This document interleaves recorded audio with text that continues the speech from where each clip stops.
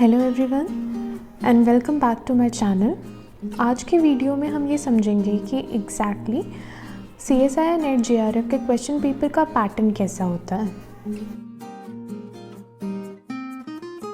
The question paper of CSIR NET is divided into three sections. First is part A, second is part B, and third is part C.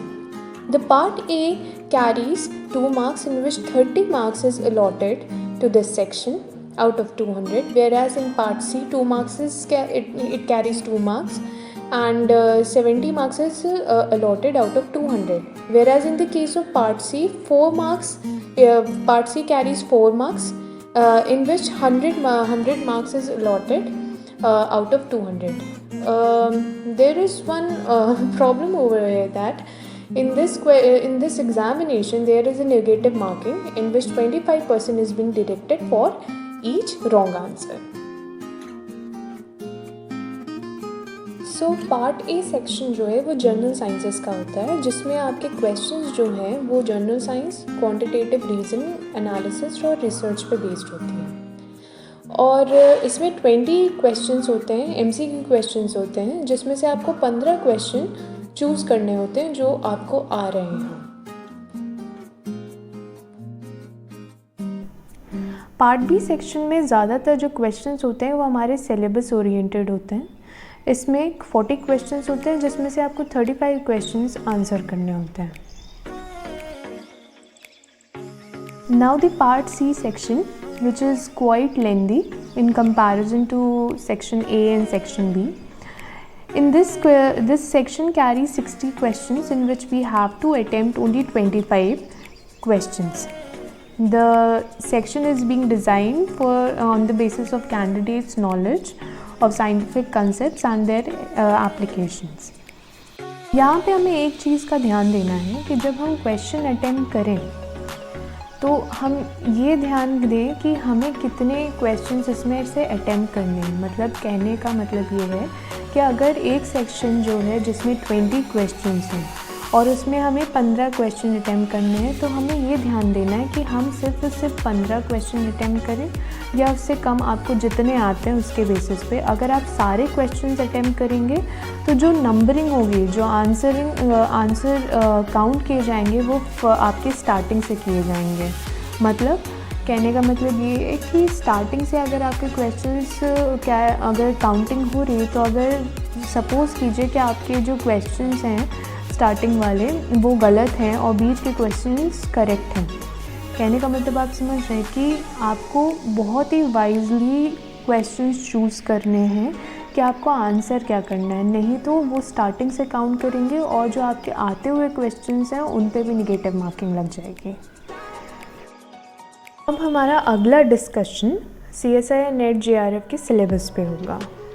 जैसा कि हम जानते हैं, जो CSIR NET JRF का syllabus है वो बहुत ही वास्ट है, बहुत ही बड़ा है और it is impossible for everyone to complete the whole syllabus.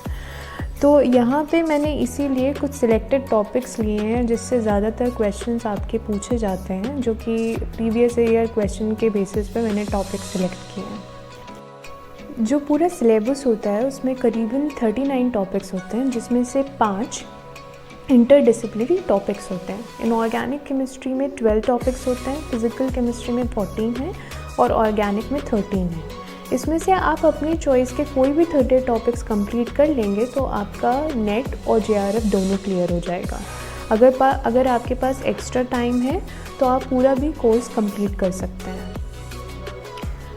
Inorganic chemistry के जो इम्पोर्टेंट टॉपिक्स हैं उसमें से पहला विस्पर थ्योरी, दूसरा chemical periodicity, main group element, transition element, organometallic chemistry, bio inorganic chemistry, characterization of inorganic chemistry by spectroscopic techniques जैसे कि IR, UV और भी रिलेटेड टॉपिक्स हैं। बायो इनऑर्गेनिक केमिस्ट्री के केस में क्योंकि ये बहुत ही बड़ा वास्ट टॉपिक है, तो इसको हम क्वेश्चन पेपर के थ्रू भी प्रिपेयर कर सकते हैं।